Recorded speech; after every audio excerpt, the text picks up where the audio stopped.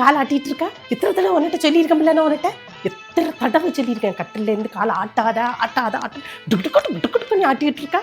இது என் வீட்டுக்கு எவ்வளோ தரித்திரியன்னு தெரியுமால? ஏன் கால் ஆட்டுறக்கு எனக்கு ஃப்ரீடம் இல்லையாமா? அது ஆட்டு, உன் காலை ஆட்டிக்க. ஆனா நீ இருந்து ஆட்டுக இடம் தான் தப்பு நீ சொல்ல வர. நான் உன்கிட்ட ஆமா இதே கட்டுல என்ன என்ன முணுமுணுக்க என்ன முணுக்க? ஏய், எதுக்கு பிள்ளை அடிக்க இப்ப நீ? அவனை அடிச்சோன்னா உங்களுக்கு என்ன வருத்தம் வருது? அவன் சொல் பேச்சு கேட்காம காலை ஆட்டிட்டு இருக்கான். எத்தனை நேரம் அவன்கிட்ட சொல்லியிருக்கேன். அது நீங்க வக்காலத்தை வாங்க வர்றீங்களா? நீங்க என் பேரனை அடிச்சா நான் தட்டி கேட்பேன். சப்போர்ட் பண்ணக்கூடாது.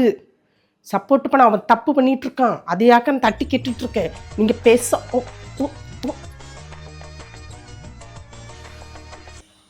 அன்னைக்கு என்னடானா சோறு போட போனீங்க. நீங்கள் சோறில் பானையிலேருந்து அந்த ஸ்பூன் வச்சு எடுத்துட்டு என்ன பண்ணுனீங்க? இப்படி இப்படி தட்டுது அதுக்கு விளிம்பில். அதே தருத்திரியம். அந்த ஸ்பூனை வச்சு அந்த பானைக்கு விளிம்பில் இப்படி தட்டக்கூடாது. எதுக்கு தட்டுனீங்க நீங்கள்?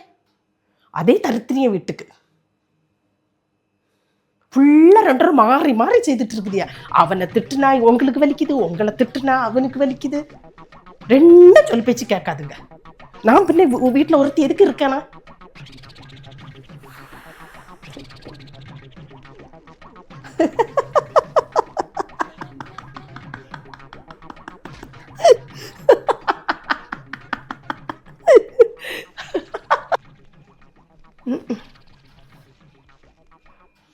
என்ன நான் ஜோக்கு சொல்லேன்னு நினைச்சா இப்படி கிடந்து சிரிச்சிட்டு கிடக்குதிய?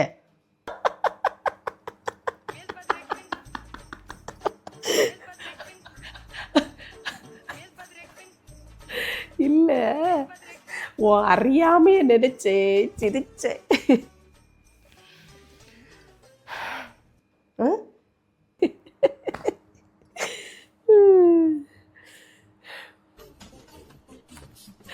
அது எங்க பாட்டக்காலம் பாட்ட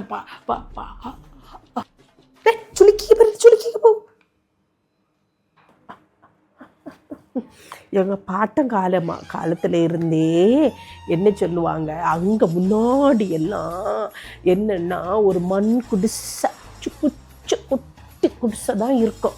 அந்த குடிசைக்குள்ளே தான் இப்போத்த காலத்தில் ஒரு பிள்ளை 2 பிள்ளையாக இருக்குது. 10 பிள்ளையா 5 6 பிள்ளைங்கள்னு இப்போ நிறைய பிள்ளைங்க பெற்றுடுவாங்க. பெற்று ஒவ்வொரு வீட்டுக்கும் 10 பிள்ளையா 5 பிள்ளையா அப்படின்னு இருக்கும். அந்த ஒரு சின்ன குடிசைக்குள்ள எல்லா பிள்ளைகளும் படுக்கணும், பரிமாறணும், எல்லாம் அப்புறம் ஓஹோ ஏன் அதுக்கு என்ன செய்வாங்கன்னு தெரியுமா? அது என்னது, அதுவும் என்ன செய்வாங்க, வச்ச சமையல் பாத்திரங்க, அந்த சோறு குழம்பு எல்லாம் கொண்டு அந்த கட்டிலுக்கு அடியில் தான் கொண்டு வைப்பாங்க. அந்த கட்டிலுக்கு அடியில் காலியாக இடம் இருக்கா இல்லையா, அந்த கட்டிலுக்கு அடியில் தான் கொண்டு வைப்பாங்க. வச்சுக்கிட்டு என்ன செய்வாங்க, இங்கே மற்ற இடத்துல எல்லாம் உட்காந்து இருப்பாங்க, வேறு வேலையில் செய்வாங்க. இது கட்டலுக்கு மேலே இருந்துக்கிட்டு காலை படக்குன்னு குழந்தைய ஆட்டுச்சுன்னா அடியில் வச்சிருக்க குழம்பு என்ன செய்யும், கொட்டிடும் இல்லையா கீழே. அதனால தான் கட்டலுக்கு அடியில் உள்ள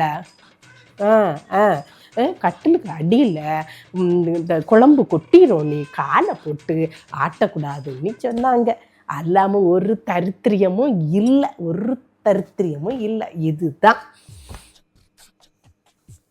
பாருடா. அன்னைக்கு சோறுலையும் பழைய காலத்தில் என்ன பண்ணுவாங்க, எல்லாமே மண் சட்டியில் தான் குழம்பெல்லாம் வைப்பாங்க. சின்ன டம்ளரில் தான் தண்ணி குடிப்பாங்க. சோறு மண்பானையில் தான் ஆக்குவாங்க. அந்த மண்பானையில் ஆக்கி சோறை எடுத்து நம்ம ஸ்பூனில் அள்ளி சாப்பிட்டுட்டு அந்த மண்பானை விளிம்பில் தட்டுனோன்னா மண்பானை என்ன செய்யும், உடஞ்சிரும் இல்லையா. அது மண்பானை உடஞ்சிரும், அதனால தான் விளிம்பில் தட்டக்கூடாதுன்னு சொன்னாங்க. அதுவும் இப்போ வந்து ஊருக்கு மண்பானையில் இப்போ யார் மண்பானையில் வைக்கிறா, யார் வைக்க, எல்லாம் அலுமினிய பானை, இப்போ குக்கரு அப்படிலாம் வந்துட்டு. அப்படி இருக்க நேரம் எங்கே தட்டுனா என்ன, அது உடையவா செய்யும்? அது நம்ம மண்பானையில் வச்சா அதில் தட்டக்கூடாது, உடஞ்சிரும். வேற எந்த தரித்திரியமும் இல்லை. இதெல்லாம் நான் கேட்கவே மாட்டேன். அதான் உண்மை. நான் அது கேட்கவே மாட்டேன். எங்கள் அம்மாவுக்கு அம்மா அவங்க எல்லாம் சொன்னது தான் இப்படியெல்லாம் செய்தால் தரித்திர வீட்டுக்கு செய்யக்கூடாதுன்னு சொல்லியிருக்காங்க. அதை தான் நான் கேட்பேன். அதை தான் என் பிள்ளைக்கு நான் சொல்லிக் கொடுப்பேன். இதெல்லாம் நான் கேட்க மாட்டேன். இது எப்படி நான் நம்புவது? இதை உண்மையாக இருக்குமோ ஒரு வேளை? இதுதானே கொஞ்சம் உண்மை மாதிரி இருக்குது. ஆனாலும் கிளவிட்ட விட்டு கொடுக்கக்கூடாது. நம்ம அவள்கிட்ட அடி பண்ணிச்ச மாதிரி இருக்கோம். அப்படி ஒன்றும் இருக்காது. நீங்கள் தான் தப்பு. உங்கள் அம்மாவுக்கு அம்மா எல்லாரும் தப்பாக சொல்லி தந்திருப்பாவ. நீங்கள் அப்படியே பிடிச்சிக்கிட்டு இருக்குது. நான் அப்படி தப்பு பண்ணவே மாட்டேன். எங்கள் அம்மாவுக்கு அம்மா எல்லாம் கரெக்டாக சொல்லி தந்திருக்காங்க. நான் என் பிள்ளைக்கு எல்லாம் சொல்லிக் கொடுக்கோம். ஆமாம், நாங்கள் இப்படி தான் வருவோம்.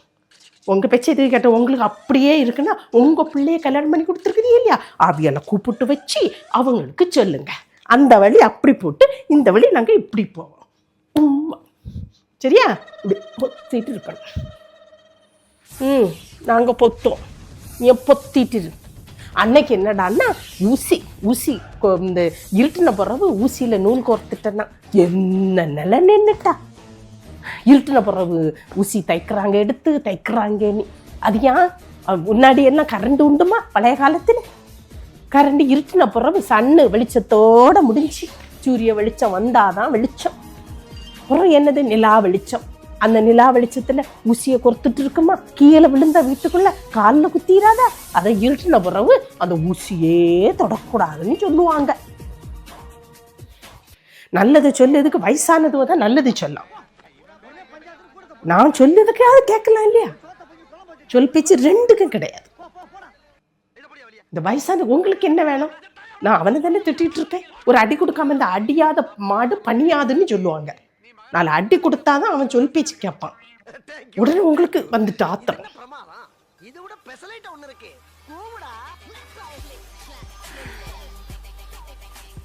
இதெல்லாம் தான் இருக்கும்.